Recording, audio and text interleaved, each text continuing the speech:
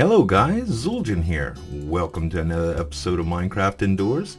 Today I've got a country style living room to show off to you using a lot of the design elements that I have in a bunch of the previous Minecraft Indoors. So I decided to go with the orange stained clay in the Vortex fanware and Flow HD combo pack that I have for resources. And it came out really good. I saw a picture of a country style living room that I kind of tried to emulate the color palette with, and I just kind of went with it from there, starting filling wall by wall, and it came out pretty good. This little lamp design that I came up with, I really love. It doesn't fit every type of build, but this build is perfect for it. It's just like a three-tiered lamp that I'm using with the regular glowstone and anvils just stacked in that way. The anvils kind of use gravity, so you have to put them on top, but connected to the other glowstone up top, it looks pretty good. And I also use this in the corner. I went with a little fresh looking warm design that I'm using with the yellow, the light green, and the dark green carpets that I just made a large carpet with, and I did a smaller one with a similar type pattern here. I wanted to do maybe a little shelving unit or like a buffet, so I decided to use the acacia wood for some of the furniture, kind of like when I went with the chairs. And I did just some of the, I guess you call them trap doors to act as shelving, and just some of the white glass panes up front. Item frames to represent some handles of some sort.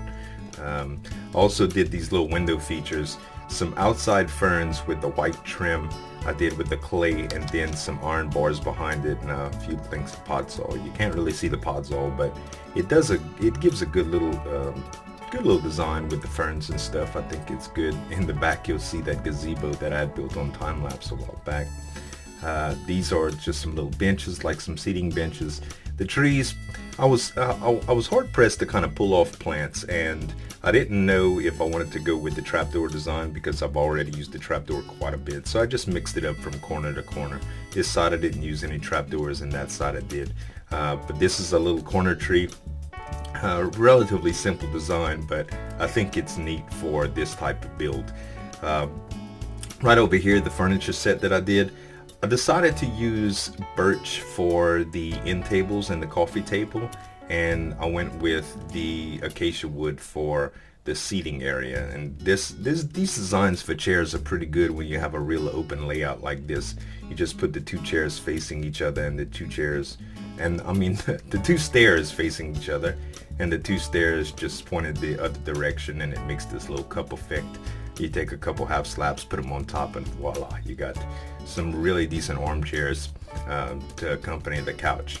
It is a little bit different using the stairs like this because it's a wider design, but it still pulls off a couch design pretty good, and I'm satisfied with it. This accent wall, I saw this design kind of like some shutters that were faced different ways in a picture a while back, and this seemed like a perfect opportunity to try it out. I tried it very centered, just like this. I also tried it 4 wide instead of 5 wide, and 6 wide instead of 5 wide, and it didn't really look as good, so I just threw it off center here, and it makes a nice little accent wall. The only thing I didn't like about the room is that there are some dark spots, but I tried to accommodate that with a little bit of hanging light right here. I didn't want to overdo lighting too much. There's already a bunch of glowstone in the room. If I had a few different types of light, that would have worked out better, but hey, it's vanilla. What can you do? Just went with a little plant up top on a little shelf, and this, I didn't complete this naturally because the room wasn't the room doesn't connect to a house, but I did just a few sconces, some inset sconces for some lighting in the hall, and I stretched the stairs up around like this would be a second floor, or well, the first floor of like a villa or whatever, and some just little indentions for the doorway. So yep, that about wraps up the build, guys.